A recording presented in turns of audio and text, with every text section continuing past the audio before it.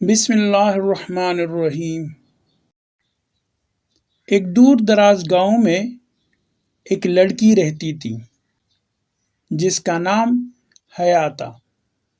حیا نہ صرف خوبصورت تھی بلکہ ذہین، محنتی اور خوش اخلاق بھی تھی، مگر اس کی زندگی مشکلات سے بھری ہوئی تھی۔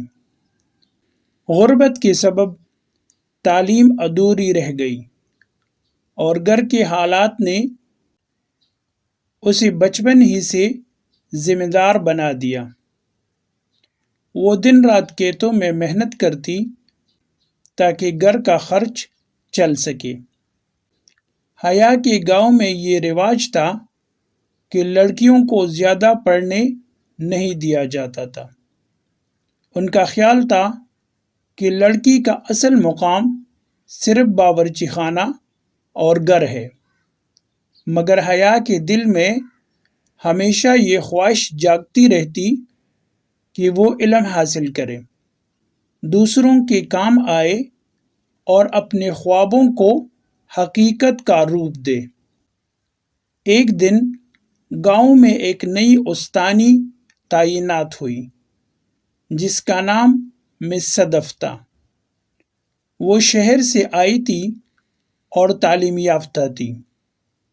اس نے گاؤں کی لڑکیوں کے لیے شام کے وقت ایک فری کلاس شروع کی تاکہ وہ پڑھنا لکھنا سیکھ سکیں۔ جب حیا نے یہ خبر سنی تو اس کا دل خوشی سے جھوم اٹھا، مگر گھر والے راضی نہ تھے۔ اس کی ماں نے کہا، بیٹی، پڑھائی کا کیا فائدہ؟ کل کو تم نے تو گھر ہی سنبھالنا ہے، یہ سب فضول ہے۔ لیکن حیا کے والد دل کے نرم تھے۔ انہوں نے کہا، اگر بیٹی پڑھنا چاہتی ہے تو اسے موقع ملنا چاہیے۔ علم کبھی ضائع نہیں جاتا۔ یوں حیا شام کے وقت مس صدف کی کلاس جانے لگی۔ وہ ہر سبق دل لگا کر پڑھتی، دن بھر کھیتوں میں کام اور رات کو پڑھائی۔ اس کی محنت دیکھ کر باقی لڑکیاں بھی متاثر ہوئیں۔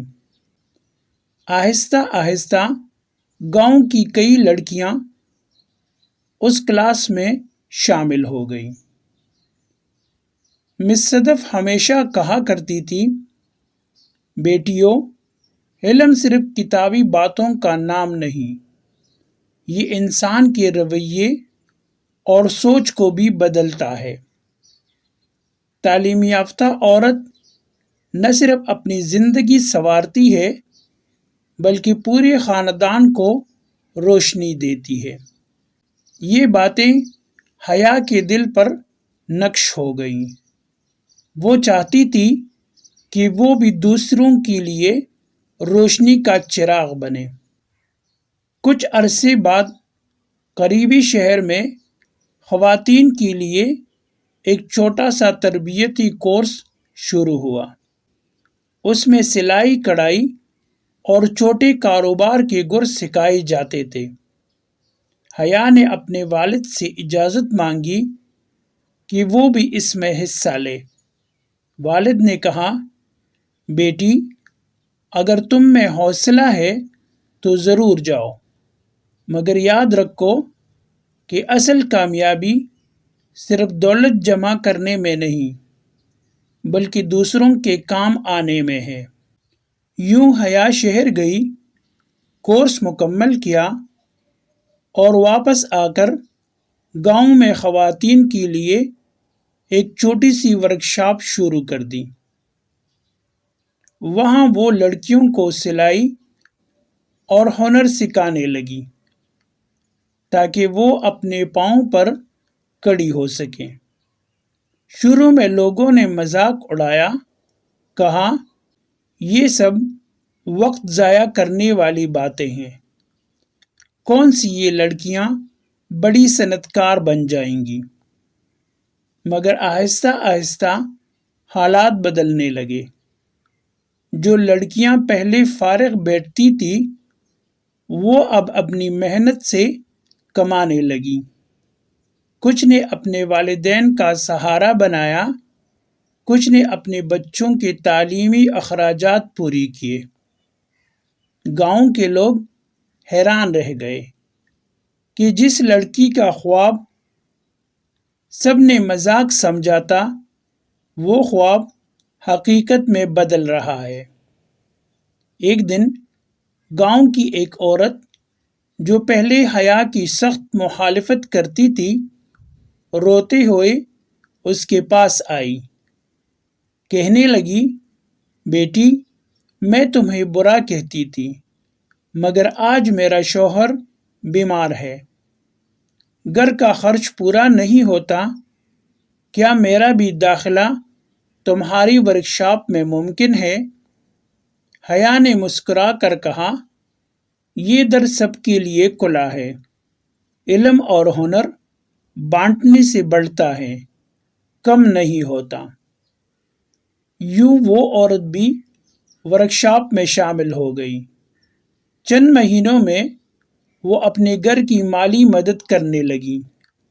اب لوگ حیا کو برا کہنے کے بجائے اس کی تعریف کرنے لگے۔ حیا نے کبھی غرور نہ کیا، نہ ہی خود کو دوسروں سے بڑا سمجھا۔ وہ ہمیشہ کہتی، یہ سب اللہ کا کرم اور میرے والدین کی دعاؤں کا نتیجہ ہے۔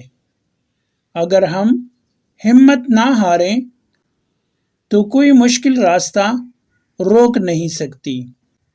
گاؤں کی بچیاں اب صرف گھر تک محدود نہ رہیں، وہ پڑھنے لگیں، ہنر سیکھنے لگیں اور اپنے خوابوں کو حقیقت میں ڈالنے لگیں۔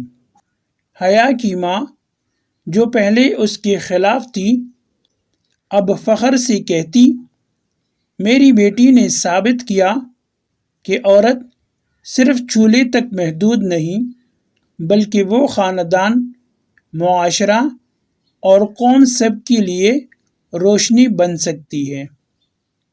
وقت گزرتا گیا، حیا نے اپنی محنت اور خلوص سے نہ صرف اپنے گاؤں کی عورتوں کی زندگیاں سنواری بلکہ پورے علاقے میں ایک مثال قائم کی۔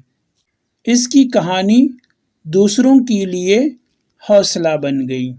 اس کہانی سے ہمیں یہ سبق ملتا ہے کہ عورت اگر تعلیم اور ہنر حاصل کرے تو وہ صرف اپنی نہیں بلکہ پوری خاندان اور معاشرے کی تقدیر بدل سکتی ہے۔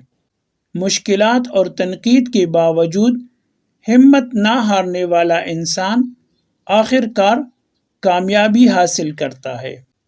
علم اور ہنر بانٹنے سے بڑھتا ہے اور جو دوسروں کو فائدہ پہنچاتا ہے وہ ہمیشہ عزت اور خوشی پاتا ہے۔